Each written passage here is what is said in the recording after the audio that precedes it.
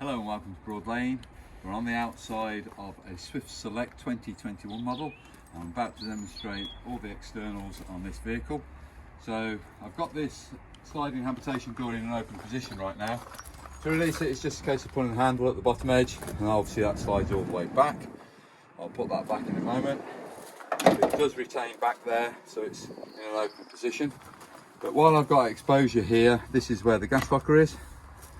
So this is where your gas cylinders are housed, and this is a crash sensor. You need to be able to, once you turn the supply on of the gas, you need to be able to press that in to allow the gas supply to come through. That's the green button there, I'm pressing in, and then that allows the gas supply to come through to the appliances.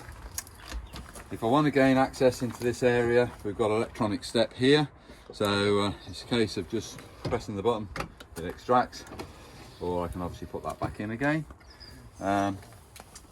So that's what we've immediately got on this side. We have got central locking on this vehicle.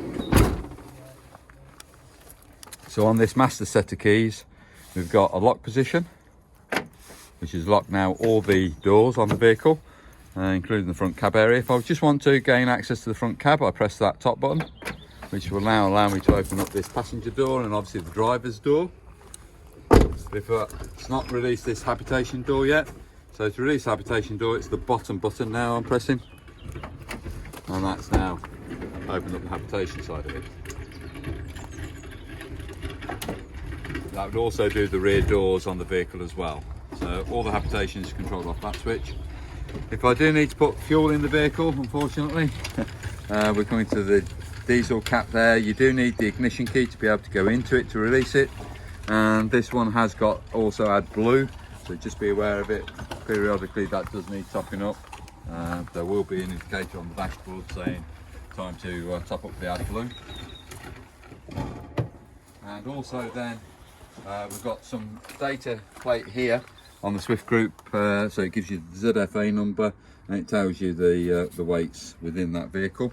Also gives you the MH number, which is very easily located, which is 12 on this particular one. I won't say because it's a general one.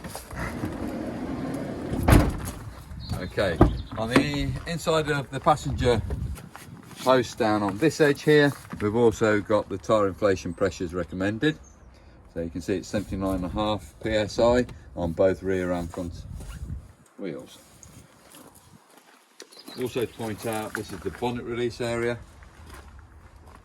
Okay, so you just pull that handle to release the bonnet catch, and again we've also then got full control. We've got armrests that fold down. We can lift it, raise it, we can change the backrest position, we can slide it forward should we wish to on that rail, or backwards. So quite a full functional option on this. They're both captain seats as well, so they do rotate round if you wish to have them in a reverse position. Obviously you don't recommend doing that while you're driving, of course. Okay, so just coming round now to the off side of the vehicle.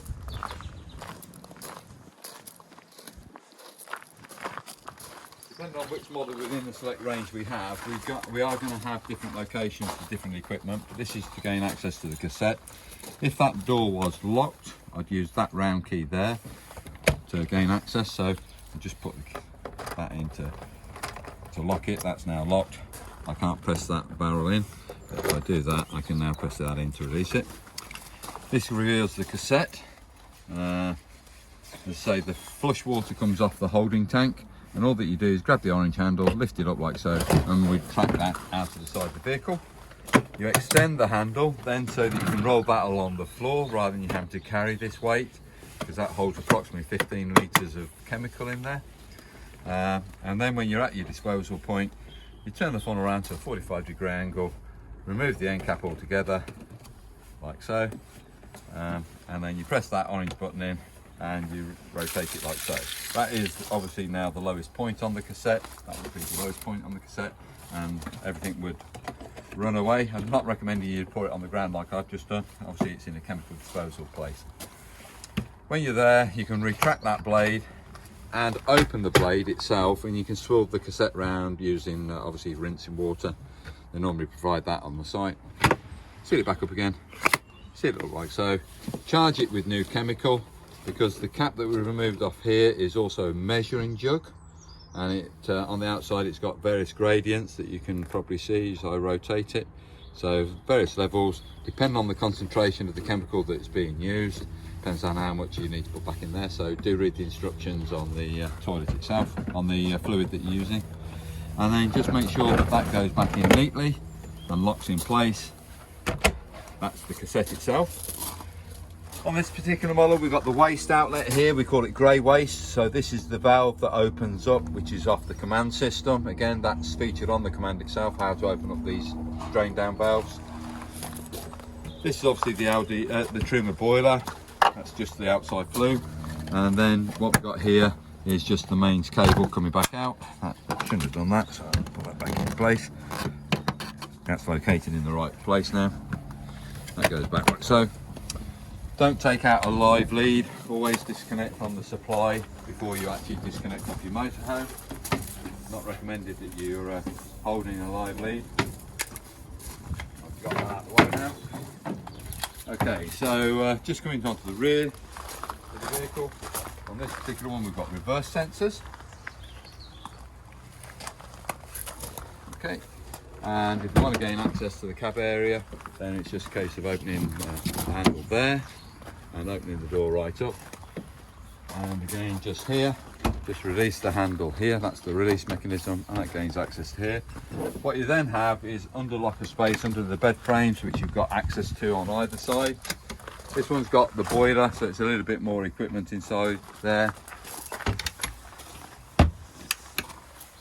and that should cover the external workings apart from the freshwater drain. The freshwater drain, let me just point that out, sorry, I've done the grey. Just need to do the freshwater. The freshwater drain is here, so it's blue, so that's drinking water, so that would be emptying from the onboard tank. And to fill the onboard tank, you've got your drinking water cap here, so I need the keys back again out of my pocket. And using that key again to release this mechanism here, push it in slightly and rotate, and that's now off. Fill this up with water, fresh water, and then that's lock position there. And then the little switch to the side of it, this little chrome with a white cap on it, is for a super sub system. Basically there is a system on the market which has a corresponding plug that goes into that socket, and instead of trying to pour water into there or using a hose pipe supplied, then you can use an aqua roll here. A pump goes into the aqua roll, and then the connections go into there and there to fill the tank, onboard tank, should you wish to do it that way. That's an optional extra. So thank you for watching this video on the external workings on the Swift Select model range 2021.